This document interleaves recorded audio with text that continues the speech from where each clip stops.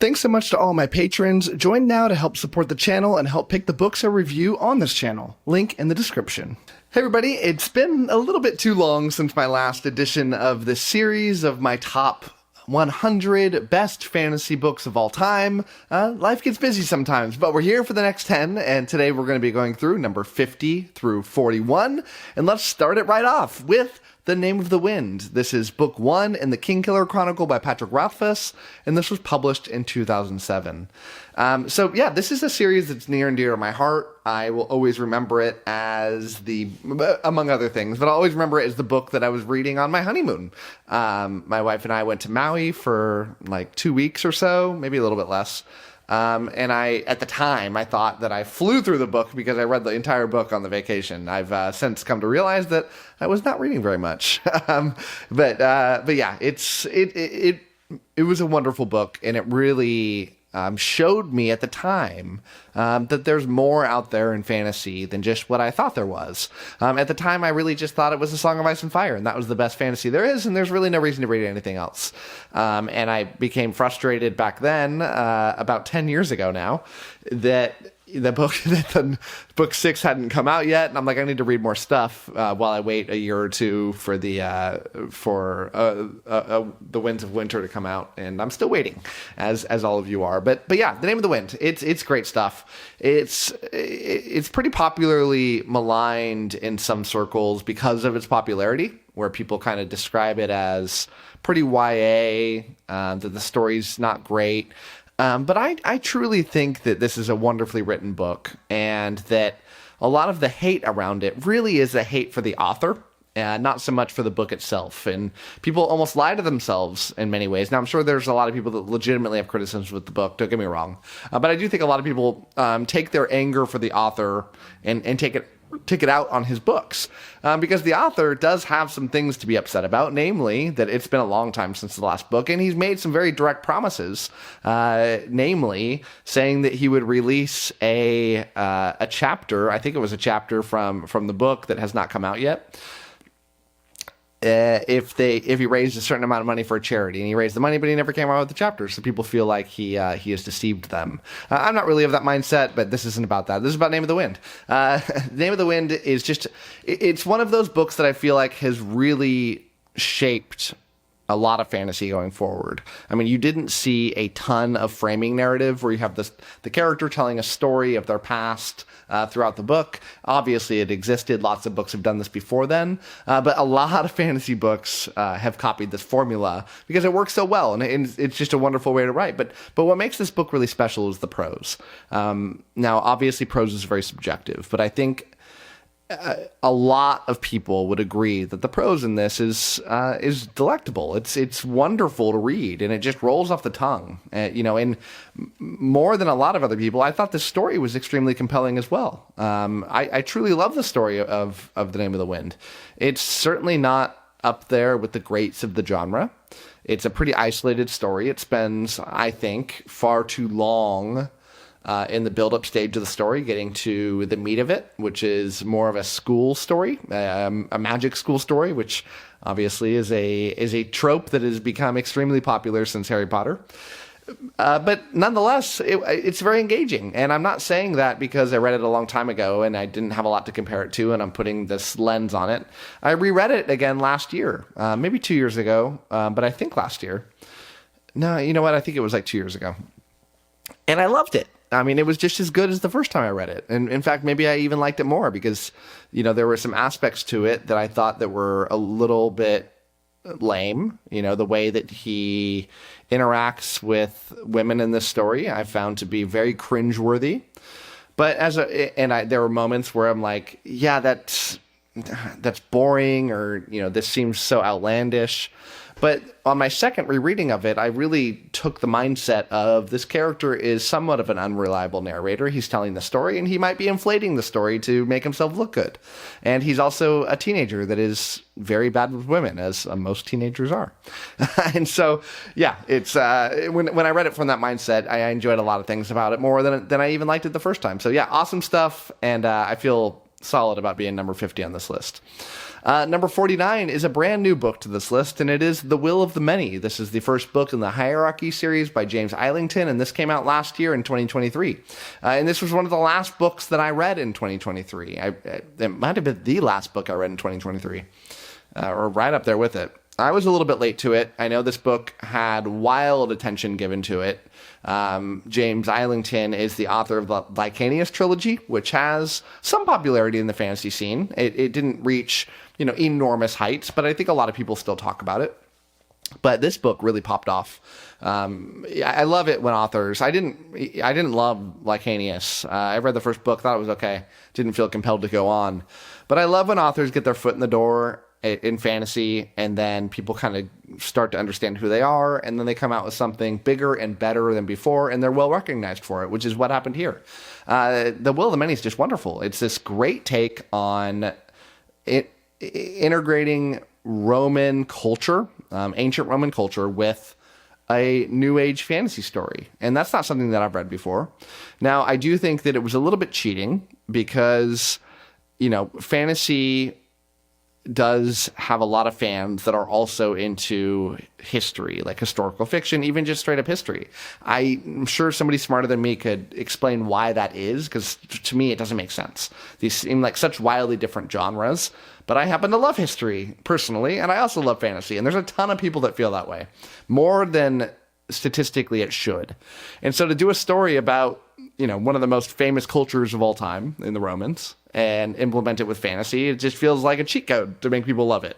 But it wouldn't have been good if the story wasn't great. And the story really is. It's a really, really fun mystery story with some very entertaining magic school elements into it, which are always entertaining. It's got a more adult vibe to it. It's got a lot of unexpected things going toward it. There's a lot of, drama and mystery involved and trying to figure out what's actually going on. And all the while having a good time learning about these characters, learning more about the culture, and trying to piece this whole thing together.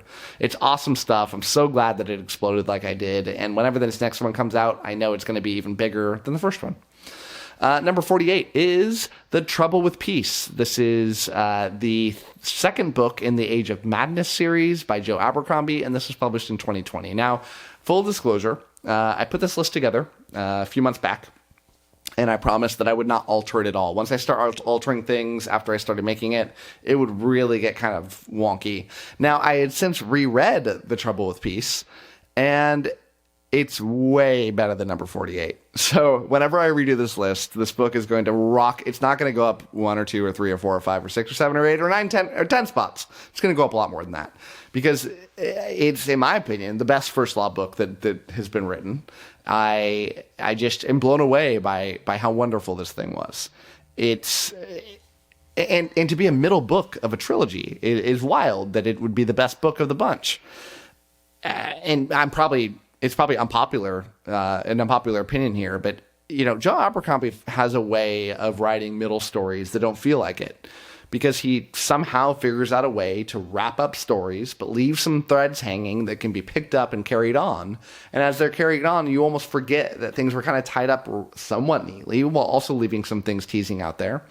I just love everything that Joe Abercrombie does outside of his YA series. He did the Shattered Sea, I think it was called, which I thought was pretty poor. But everything involving the First Law is just gold. This is, number 2 or number 3 favorite series of all time for me. I eat it up. It's only behind Malazan and kind of right there tied with Dandelion Dynasty. The story here has so many political elements to it that I thought were extremely well done. I mean, these dueling factions going on. You've got this king and Orso, who is a bad fit for the role, to be honest. And I think he would even recognize that, but it's not his fault that he, ended up in this position. He's trying to do his best. He's not an evil person, but he ends up in these horrible circumstances with, strife going from without and strife coming from within. And I love stories that implement both of those things at the same time because it's very historically accurate. That happened a lot of times in history. And, the harder things were, the more people would distrust you. And that's exactly what happened here. and everyone turning on each other and figuring that out, seeing the rise of a popular general, which, if you know your history, that's always not a great thing if a general gets too much power, and it exposed itself here. Watching the huge climax that goes on in the story, probably the best battle sequence out of anything that Abercrombie's done, and an incredibly satisfying ending to this story. Now, knowing where the story goes, it's more complicated than that. Can't wait to read it. I'm thoroughly looking forward to reading it. I'm hoping that the final book, that it even rises up above what I thought it before. And I thought the last book was, my number 1 or number 2 favorite book in the series when I read it the first time. And following the trend of me liking pretty much all of these books more the second time around, I'm really looking forward to reading this again.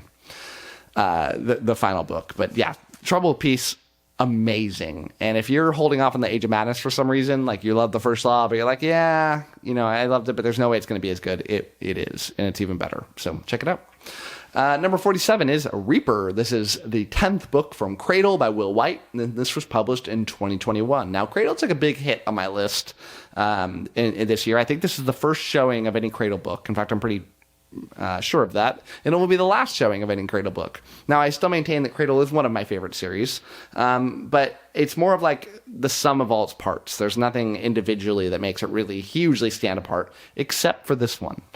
Cradle is probably the most widely known progression fantasy story out there, at least for the more mainstream fans. Progression fantasy being where a character, almost video gaming, gets stronger and stronger as they go along, pretty formulaically. And this just reads like a video game, and I love video games. I love RPGs, and this is perfect. The magic system involved here, the powers that everybody learns, the crazy combinations that they learn. It's a wonderful sweeping tale of a story of a boy that starts up as lesser than everyone else, and you have the promise in the first book that he will become greater than literally everybody. And now, obviously, we've heard about those things before, but to watch that progression go on, and you get to see it slowly gain power and power and power as he becomes able to take out, literal titans, it's really, really fun. Now, what stood apart from this book, other than being a very tight plot, everything working well, there was a moment that I don't want to ruin for anybody that has been building up for a really long time that I did not see building up, that when it finally lays down, there's 10 full books of laying the infrastructure for a major event to happen that, as I look back on it, makes a lot of sense, and I should have seen it coming. In fact, I think I called it early on, and then I went, nah, that's not true. And when it finally happened, it's just a pick your jaw up off the floor moment. How did the authors wait this long to reveal this major moment? And it's just so much more satisfying for it that the author had that much patience. And I will always remember this book as the greatest in the series, and just incredible. And I think most people would agree this is, at least the top 3 favorite books in the series, if not the best. Number 46 is a book in a series that is very near and dear to my heart, and it is House of Chains. This is in Malazan. It is the 4th book in Malazan Book of the Fallen by Steven Erikson. This was published back in 2002. I'm obsessed with this series. As you probably know if you watch my channel, I'm doing a reread of it right now. Just finished the first book last month. Can't wait to keep going in another month or two and just kind of roll from there. House of Chains, man. I mean, Malazan books are pretty wildly all over the place in terms of what people think about them for fans of the series. You'll see rankings all over the place. What may be somebody's favorite will be another person's weakest. You don't see these things that oftentimes you see in TV shows, where it's a pretty well consensus that, like, oh yeah, the second and third seasons were the best and the last season's the worst. Nah, it's all over the place here. House of Chains, though, is particularly divisive for a number of reasons. One big one is that, the first, fifth of the book is all one point of view character. And it's a new point of view character. Erikson loves throwing in new point of view characters, but he's stuck with it. Now, Malazan Book of the Fallen is extremely well known for having rapid POV changes. There's well over 500 different POV characters in these 10 books, and that's wild. And so to have one POV character for a large portion of a single book is just totally different. It's like Erikson went, yeah, I can do this if I want to. I want to now. I'm not going to do it again, but let me show you that I have this in my pocket. And it follows this character that is inherently a very evil person that literally rapes a couple people very early on in meeting them.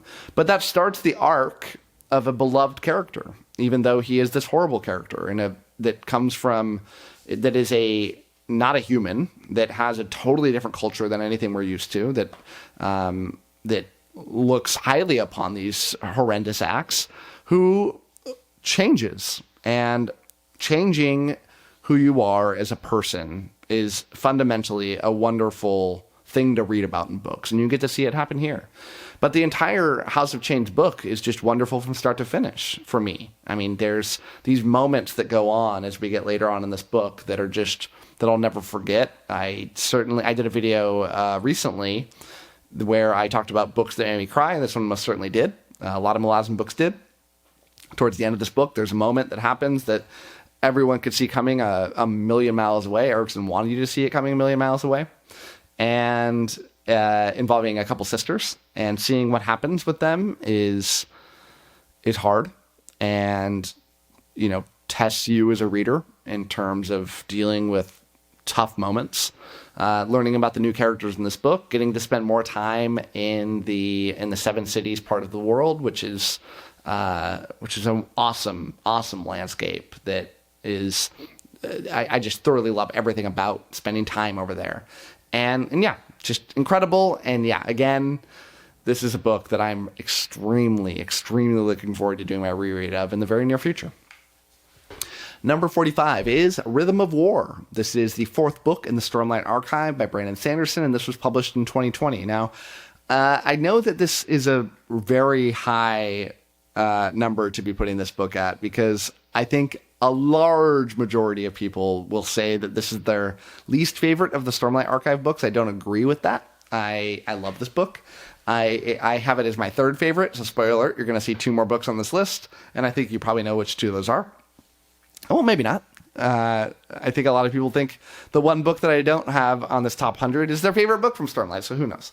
But yeah, Rhythm of War is a book that takes place largely in a single location. There's other stuff going on, but it's a book mainly about a single location, and a lot of people hate that.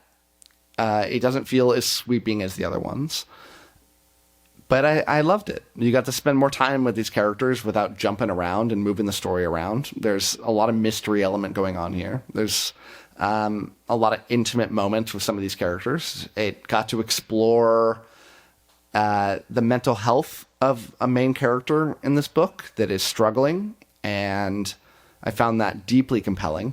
Mental health struggles are not something that I've had to deal with personally, nor have I had to deal with it with people that are very close to me in my life, other than aging relatives that undergo these memory issues and things that happens with a lot of people as they get older. But I've never had to deal with it with depression or people that I know that have dealt with that. I mean, obviously I know people that have that, but they're not terribly close to me. So, but I loved reading about it, and it made for such a compelling character, and the moments of realization and the healing that these characters do, the improving the relationships with their family, are very impactful to me and meaningful and very emotional. And I love pretty much everything about this book. By this point, the characters are beloved to me, at least. And I love, you know, going through these events with these characters that you've just come to be almost like part of your family.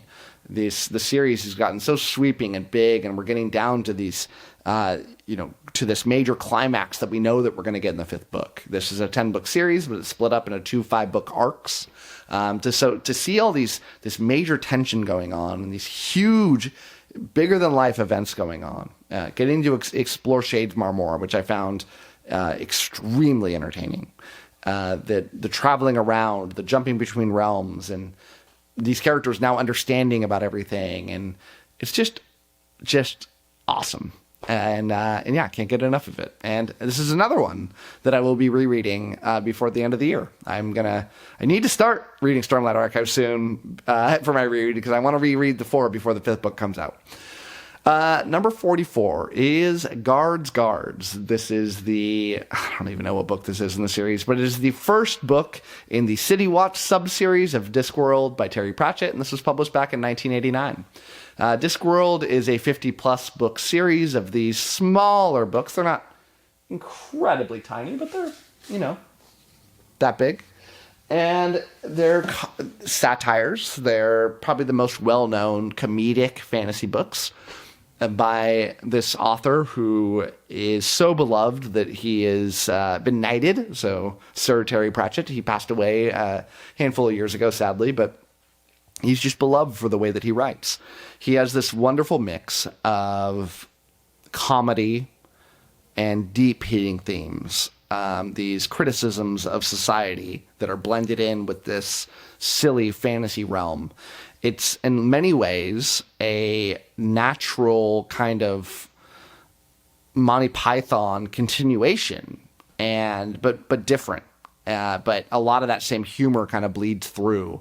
A lot of that silly kind of slapsticky humor that is also talking about some deeper things in many ways, especially in some of the later Monty Python works as he's starting to kind of get more into that kind of stuff. 𝐻𝐪𝐿 is one of the funniest books I've ever read. It is my favorite Discworld book, and just this amazing little tale of this small group of night watchmen in this city of Ankh-Morpork. I don't know how to say it. I only know how to read it. And they are atrocious at doing their jobs. They actively avoid trying to solve crimes so that they can stay safe. They are totally misfits, except for one of the members. But it's this group of a couple different misfits in this group that have... God only knows how they've been able to survive this long. And the group enters in with the most capable of night watchman that's ever existed, wants to join their group and start kind of reforming and getting it back to the way that it should be. All the while, a dragon is being summoned by a group of like sorcerers, and they have to deal with this incoming threat. And it is just laugh out loud funny consistently through this. I guess you kind of maybe have to be in the right mindset for it. I certainly was when I read it. I was cackling reading this thing, and my wife was like literally to tears. I was laughing so hard at this in many different moments, including the first chapter. Just had me rolling. It's the wonderful, probably the best, or up there with 2 or 3 other books, starting points for Discworld. I think very few people would tell you to start at the first book. Jumping into something like this where it starts a new kind of sub-series is perfect. All the Discworld books can kind of be read in almost any order, but you do ideally want to read the sub-series in the correct order, and then you can kind of mix and match as you go along. But yeah, perfect starting point. And if you haven't read 𝐻𝐪𝐿 and you are a fan of that more slapsticky type of humor, what are you doing? All right. Number 43 is The Hunger of the Gods. This is the second book in the Bloodsworn Saga by John Gwynne, and this was published pretty recently, back in 2022. And this, fun fact, this is the first video that I recorded on this channel, was my review of The Hunger of the Gods. Go back and check that out if you want a good laugh at the production quality and the presentation quality of me. But it was pretty bad. Not the book, though. The book's great. I'm just such a sucker for John Gwynne. I love this guy. Every book that he writes is wonderful. He's written 9 books, and I've given 8 of them 5 out of 5 stars. He's unquestionably one of my favorite authors, up there with a very select few other people. And yeah, this story is a Norse fantasy mix with a darker tone to it, much darker than the other books that he's written. Not like grimdark, but just there's this sense of, badness going on in the world, and it's things used to be better, and gods used to be walking among the earth, and life used to be a lot better, and now it's a struggle for survival. It's not an apocalyptic sort of scenario, but it's close. It's close, but it also blends in these, animal gods that are coming back to life, and these bands of, Viking-ish people that are fighting others, and this great multi-POV story where every single one of the POV characters is just extremely well done. It takes everything that was established in the first book, and I feel like it just ramps it up in the second book. Brings in some point of views in the second book that were not there in the first, including notably some people on the other side of this conflict, which I always love. Makes me feel more compassion for them. Makes the book feel a lot more real. So kudos to Gwynne for going on a limb and putting some of the altering point of views here, which he did very well in Faithful and the Fallen, but yeah, was needed here. I felt like the first book suffered from that, even though I love the first book. And yeah, this is great. I mean, I feel like this series is a wonderful starting point to John Gwynne. I feel like it's an even more enjoyable and wonderful entry point than Faithful and the Fallen. I think that's an awesome entry point into fantasy as well. And yeah, just perfect in basically every way. The battle sequences here, of which there are many, are expertly well done. John Gwynne is, in my opinion, like the king of writing a battle sequence. And he just showcases all his talents here. He's just getting better and better as a writer, which is crazy. And yeah, I cannot wait for later on this year when we are going to get The Fury of the Gods, which is the final book in this trilogy, which until very recently I didn't realize was a trilogy. And I'm a little sad about that because I feel like this should be like 5 books or more because I love it. I don't want it to stop. But yeah, can't wait to see what Gwynne has up his pocket for the final book. Number 42 is a book that will not show up on literally anybody else's top 100 list, and it is The Worms of Blearmouth. This is the 5th book in the Tales of Botchland and 𝐂𝐴𝐻𝐿 by Steven Erikson. That is the first time I've said something about this book that you might have a connection to, and this was published back in 2012. So, Steven Erikson, author of Malazan Book of the Fallen, also the author of a lot of other things in the Malazan world. One of those things, the least popular of those things, is this little novellas that he wrote called The Tales of Botchland and 𝐂𝐴𝐻𝐿. And is it Botchland? Bacchalain? I don't know, because I read them. I didn't listen. In the 3rd book, Memories of Ice, in Book of the Fallen, there are these 3 characters that are kind of widely liked, but they only show up in that 3rd book, and they don't have a ton of screen time. There's these 2 necromancers, Botchland and 𝐂𝐴𝐻𝐿, and then their manservant, Emancipor Rhys. And they are equal parts horrifically evil and violent and hilarious. And I love that mix of dark comedy that is just so perfectly done. Somehow Erikson nails dark comedy. And for a guy that writes just these wonderfully deep emotional themes in his stories and huge epic fantasy that goes back hundreds of thousands of years, to also have the capacity to write some of the funniest books I've ever read is just such a crazy range, and one of the reasons that he's my favorite author. So this is the 5th book in the series, but I read this in chronological order, not the release order. The release order is kind of all over the place. So this was the 3rd book that I read. I thought the first book in this series was pretty weak. The second one was downright hysterical. And now this one is simultaneously probably the best novella I've ever read. And, right up there with the funniest book I've ever read. I mean, the book is set in Malazan universe. And yeah, it would be good to read those books first to get an understanding of the main characters a bit more. It's not like strictly necessary, but I can't imagine that anybody would do that without reading those. But yeah, you don't need Malazan knowledge to read these at all. The book is in that Terry Pratchett style humor, but it's also a brutally dark horror story with this wonderful prose. And yeah, 3 concepts that you can't imagine meshing together, but they absolutely do mesh together somehow. It's a short book. It won't take you more than a day or so to read it. So I hesitate to say much about the plot, as I would likely be giving away some pretty major plot details. I'll explain a few of the characters, though, so you get a sense of why this book is so incredibly unique. So you got Botchland and 𝐂𝐴𝐻𝐿. These are the main characters. These 2 insanely powerful sorcerers who nobody thinks are powerful until they meet their demise. They're also so powerful that they take no offense to people who try to kill them because they don't fear anybody, which is just such a wonderful concept. They're teamed up with this guy, Emancipor Rhys. He's their manservant, and he's constantly terrified of like everything and everyone, which is a great buddy to this duo. And he's just has to be constantly calmed down by these 2 sorcerers. You got this woman who operates a brothel, but she does not allow her innocent daughter to be a whore. Which super frustrates that daughter because it's her greatest dream to be a whore. You've got this guy who is, he's the local lord who is hysterically villainous. And he has this scribe who constantly follows him around that he makes record everything he says so he can keep it for posterity. But he constantly wants the guy to rewrite it in over-the-top speeches, but they never come out witty enough, and it's just wonderful.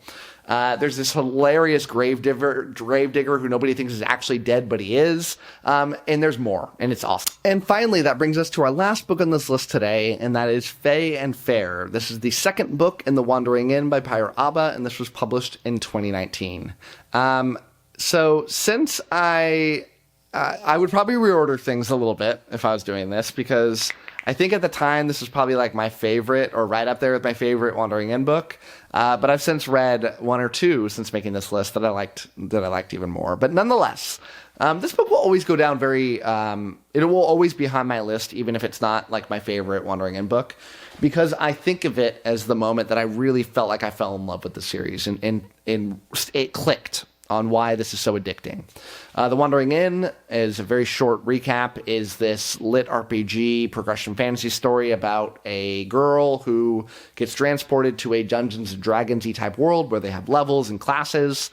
The first day she's there, she finds an abandoned inn. She decides to go work in the inn and fix it up so she can live there and not die. And she becomes the innkeeper class, it comes with special skills. And the book, in part, is about building up this inn and making it popular. It's a cozy fantasy story, but it turns into an epic fantasy story in the second book, and expands beyond that even there. This is the longest fantasy story that's ever been written. It is expanding at an insane pace, it puts Brandon Sanderson to shame. And it's just awesome because there's like an infinite amount of the series to read. And Fae and Fair introduces these awesome concepts where winter finally hits, and it brings along these frost fairies that are extremely mischievous in a very dangerous type of way and extremely annoying kind of way. But they kind of latch on to one of the characters in the story, and very entertaining going along. We start getting a lot of branching of POV stories in this that makes it the epic that it is. I mean, it's like, look, this is a lit RPG story. It's not going to be the peak of fantasy literature in terms of writing quality. It's not bad. And by this book, it's getting better. And by the point I am, it's indistinguishable with a lot of other fantasy writers, and I'm sure it gets even better beyond that because I'm not even close to caught up. But what it is somehow it's like the most epic fantasy story that's ever been told, and that's saying something. That's saying something for a guy who kind of prides himself as being an epic fantasy fan, and it's mind blowing. And this is the book where it really all started for me, and it's enormous. Not to put anybody off, but it's like 2,000 pages. You can only do it on ebook because it's way too big. All these books can only be done on ebook or just reading for free on the website. And then it's just chapter by chapter. You don't even see when one book ends or the next begins because it's just an endless amount of chapters you can read for free. I buy them on Kindle. They're super cheap. They're like $3.99. And yeah, but you get like 2,000 pages for $3.99, which is like the best value you're ever going to get unless you get something for free. But yeah, check out The Wandering Inn. It deserves your attention. It sounds silly. It is. It sounds like something that most people wouldn't like. Like when I heard it, I was like, this sounds dumb. I'm going to try it, but it sounds dumb. But pretty quickly, I was like, there's something special here. And by this point in the story, it was like, there is something beyond special here. And this will probably forever go down as one of my favorite series. And this is where that love finally kicked in. So that is it for me today. I will try to get these videos out more often. I only have 4 more left to go. But yeah, it's hard. Pretty soon, my kids' sports will be done until summer is over, and that'll free me up a lot. But I'm also then doing trips and stuff, so it'll get busy. And then the election period at the end of the year, so things never slow down, right? Everyone thinks they always do. They never do. But I like my life that way. So let's reasonably say like 2 weeks from now, we'll get the next one out. So that's it for me. Thank you so much for watching. And as always, happy reading to you. Thanks again to all my patrons, with a special shout out to my Ascendant tier and Librarian tier patrons: Anna G, CJ, Doust, Darren, JD, Jonathan, Nathan T, Neb's Book Channel, 𝗏𝗏𝗏, Ron Reich, Russell, Ryan L, Sydney Baker, Tay C, Tahir, Tommy Rose, Zion, Anna, Andra, Blair, Brock, Evan, Joe UK, Cat Mick, Michael Sugarman, Sky, Tyler, and Wacky. Thanks for sticking to the end of this video, and if you want to watch some more content from my channel, click over here and I've got some good videos for you. Thanks so much.